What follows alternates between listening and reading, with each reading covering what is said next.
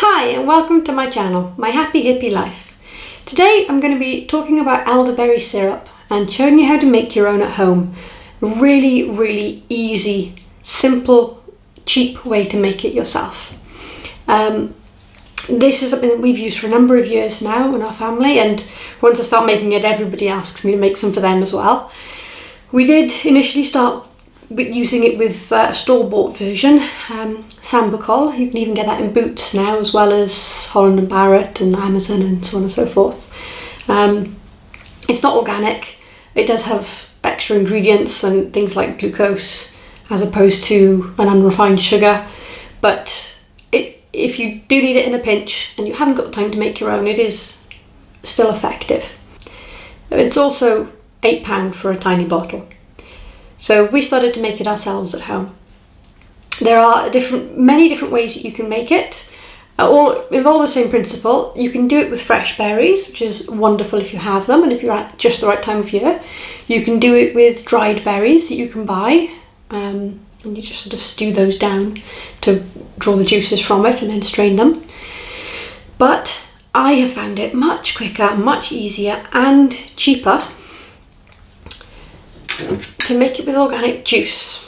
Now this is just cold pressed pure organic elderberry juice. There are no other ingredients.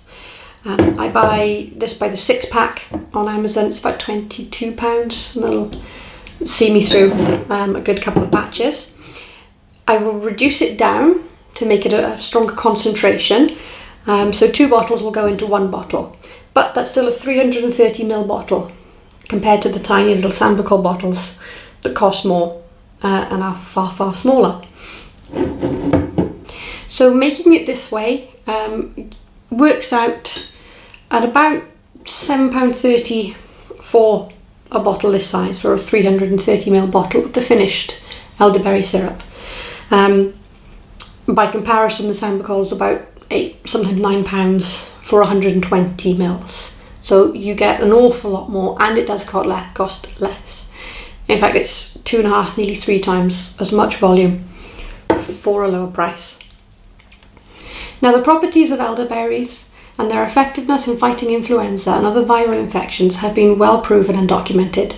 Research in Israel in '95 showed that 90% of those treated with an extract of elderberry recovered from the flu within 2 to 3 days, compared to those who received a placebo, who took about 6 days to recover. This was then further supported by research in 2014, which has showed its effectiveness. And all of those that I've known who've used it, even those who are very sceptical about natural medicine, have not only noticed that it does make them recover faster, but that they noticeably feel better when taking it as well. Now, if you may have looked at recipes for elderberry syrup in the past, there are many varieties available online.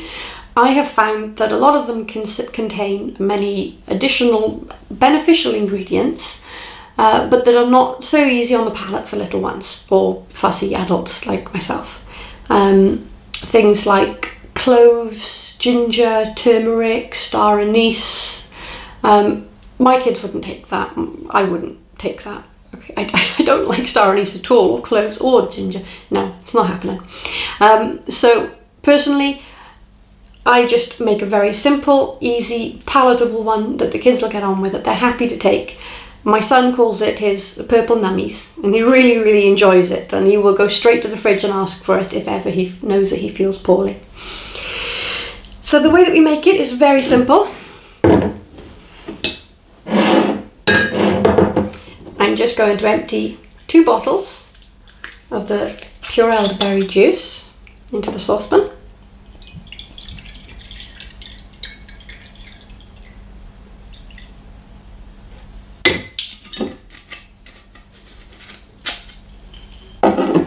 And we're going to simmer this down until it has reduced to about the halfway mark, so that it makes a more concentrated syrup.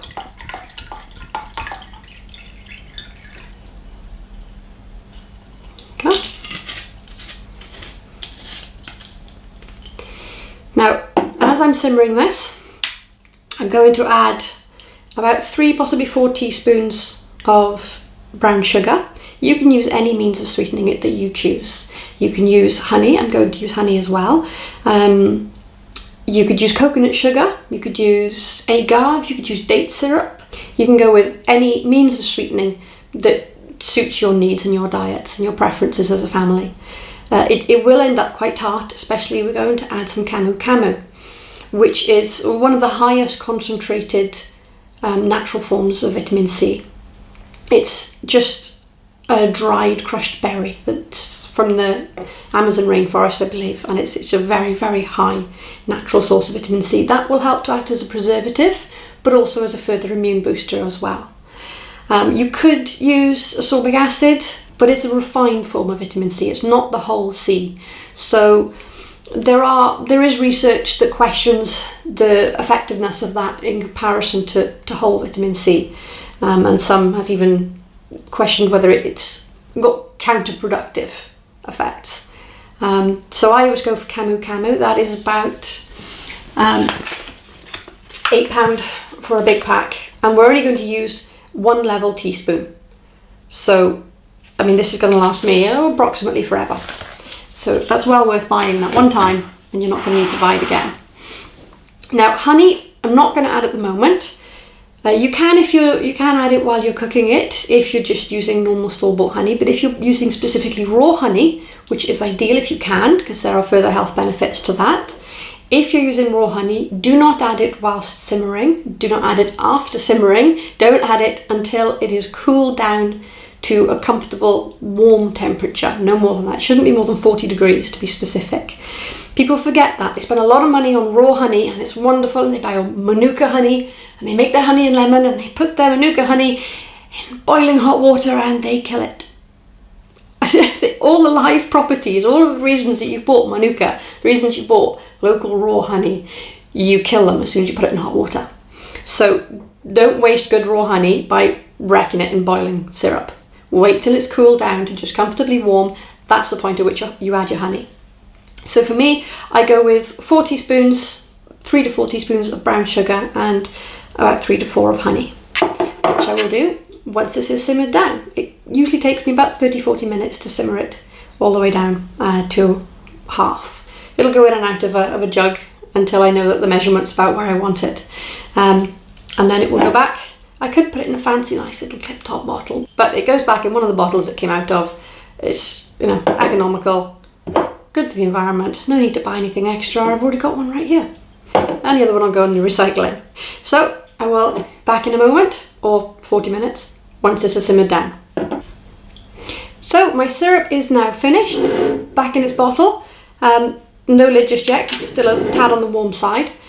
One thing to add, when you're making the syrup and you're adding sugar and honey or whatever it is that is your preference, taste it as you go along until you've got a flavour. It's going to have a little bit of tartness, but until you reach a point where you think that's the right balance for your children, for your family.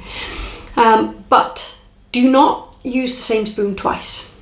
So add what you're putting in, have a taste, discard the teaspoon and get a new one. If you taste from the spoon and then put it back in, you're introducing bacteria from your mouth.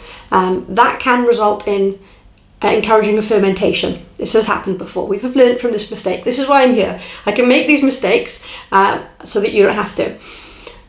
If it does happen, and a week or two later you find that your elderberry syrup has fermented, you open it and it goes with just this spray of deep purple spots over whatever you're wearing. So yeah, don't make that mistake. We've made it for you. You don't have to. Use a clean spoon and you should be able to expect it in the fridge to last about 3 months, quite comfortably, probably 4 months. I've kept them longer than that. This is our go-to for flu season.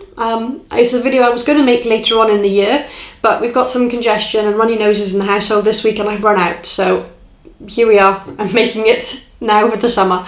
So I hope you found this video useful. There's a very simple, straightforward way of making a good volume of elderberry syrup for your whole family and probably soon your extended family when they catch on, for a very low price and organic also. I'll put links below in the description as well for the products that I've used, and I'd welcome any questions or any feedback or comments that you've got on your uses of elderberry. Please remember to click subscribe and like and share. This is such a potent benefit to children especially, but to everyone with any cold, flu, sniffles, congestion, any viral infection at all. It is so beneficial. This is the one thing that we share with everybody. So please share the video so that more people can benefit from the uses of elderberry in a simple, affordable way. And I hope to see you next time in my next video. All the best and have a great week.